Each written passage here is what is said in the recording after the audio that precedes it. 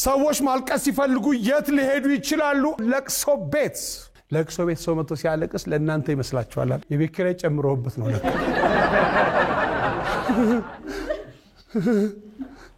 አወይኔ ቤትህ ያደረ አንድ እንግዳ በጧት ተነስቶ ምን ሊል ይችላል? ቁርስ ሸኖ ቤት ነው።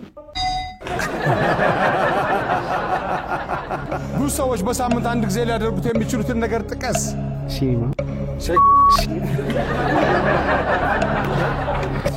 ሲኒማ ኤስ ላይ ቆየህብኝ እኮ ለዛ ነው።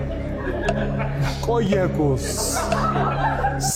ስቆይ ጊዜ ነው። ሰዎች ማልቀስ ሲፈልጉ የት ሊሄዱ ይችላሉ? ጓደኛቸው ጋር። የዘንድሮ ጓደኛ ያስለቅስ ያለቀሰ ይጠብቃል።